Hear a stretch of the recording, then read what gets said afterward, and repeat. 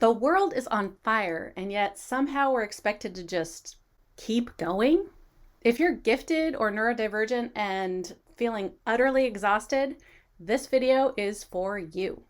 This past year, I've been coming out of the longest and hardest burnout of my whole life, about 3 years. And it started during the pandemic, like many of us. And I struggled to get back into the day-to-day once things resumed back to normal. But in reality, there never was a normal, and things certainly aren't back to normal now. It feels like every time there's this glimmer of light or hope ahead, something comes up and makes things even worse. But the thing is, if we get stuck in that darkness, then we can't make sustainable change. We need to take care of ourselves and those around us in order to make a positive difference. Some of the things that have helped me recently include focusing where my energy is most impactful, shifting my media consumption, especially around social media, building community care, and expanding my self-regulation toolkit. So what's one small shift you can make to protect your energy today? It feels like we've all been experiencing a collective burnout, but if you're neurodivergent, it can be especially intense because we're so used to adapting for a world that wasn't built for us. Neurodivergent burnout isn't just about overworking, but from chronic adaptation without the supports that we need in place. Executive dysfunction, sensory overload, masking, and emotional labor can all drain our energy. If you have ADHD, you might go through cycles of hyperfocus and then complete shutdown. If you're experiencing autistic burnout, you might be drained from sensory overload or masking. And if you're experiencing gifted burnout, you may have had your self-identity wrapped up in your achievements and feel burnt out and exhausted when you can't achieve the way you used to. So if you're struggling with exhaustion, brain fog, or emotional shutdown, it's not just stress. One of the most helpful things for me has been building my self-regulation tools, which you can explore in my Power Zone Toolkit Challenge. As someone who wasn't diagnosed with ADHD until the pandemic, I kind of skated through school until I hit college, and then I crashed and dropped out, which was my first neurodivergent burnout. The gifted kid burnout meme started as a relatable joke, but it addresses a real problem, which is when we never learned how to use our executive functioning or sustained effort, and all of our self-value was wrapped up in production. Then when we can't meet that level of production anymore, we start to feel like we're not gifted anymore. But especially twice exceptional adults who have both giftedness and other neurodivergent, sometimes we hit a wall where after years of relying on our strengths to get by, our challenges start to catch up with us. But our worth is not defined by our accomplishments.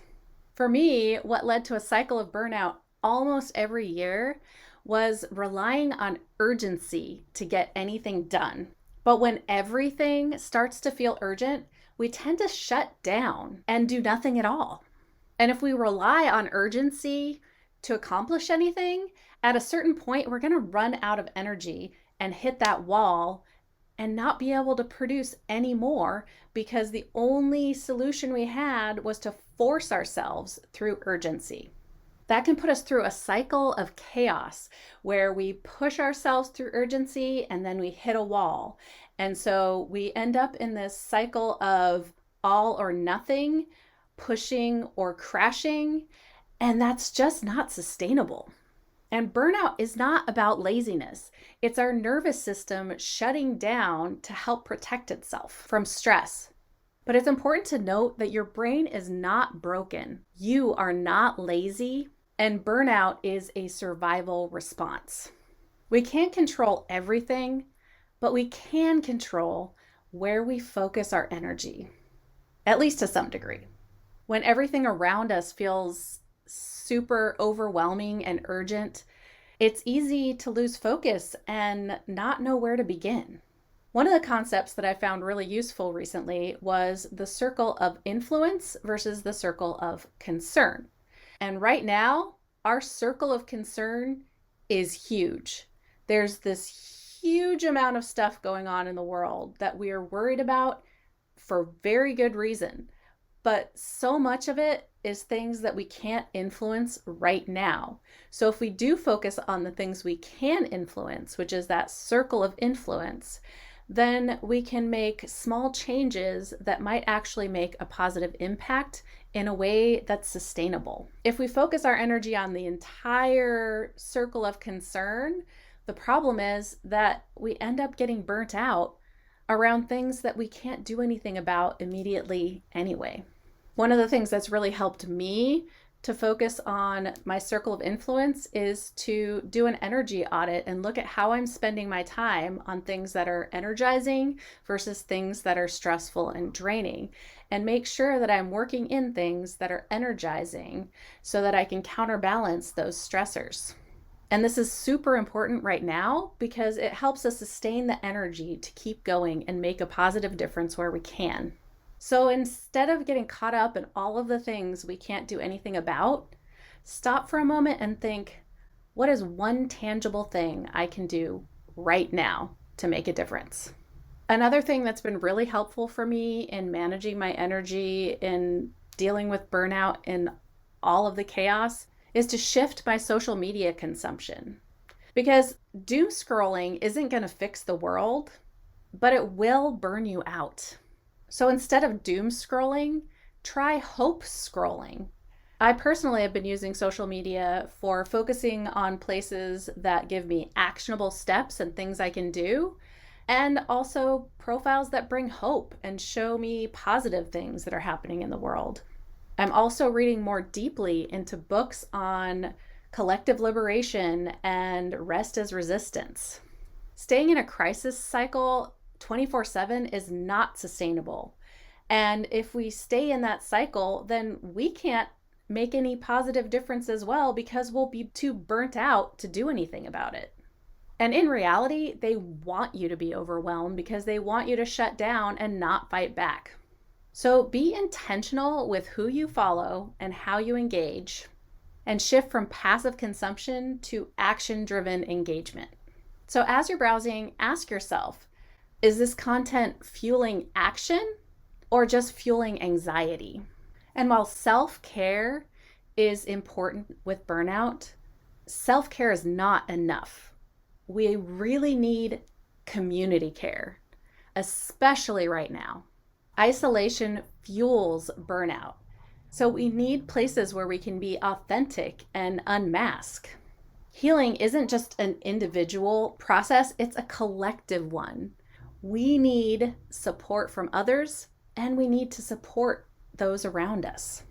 We were never meant to do this alone. We need to find other people who get it and support each other together. And then finally, one of the best things that's helped me to deal with my own burnout is building my self-regulation tools. And it's important to realize that self-regulation doesn't mean calm. It means self-expression and ability to meet our needs. It doesn't mean focusing on self-control and forcing ourselves to do things. It means finding ways to support ourselves and getting our own needs met. I've seen a lot of criticism from people about the concept of focusing on executive functioning and self-regulation as somehow being something to make us more socially acceptable.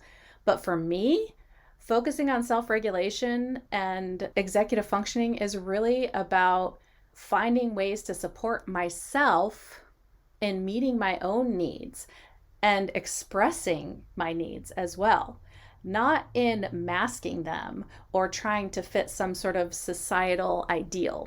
So 3 of the things that have helped me to build my self-regulation tools include doing a personal energy audit, looking at the 5 areas of energy balance and how I'm spending my time so that I can see where I'm spending my time in ways that are depleting me and how I can add more ways that energize me. And also by adding more tools to my self-regulation toolkit.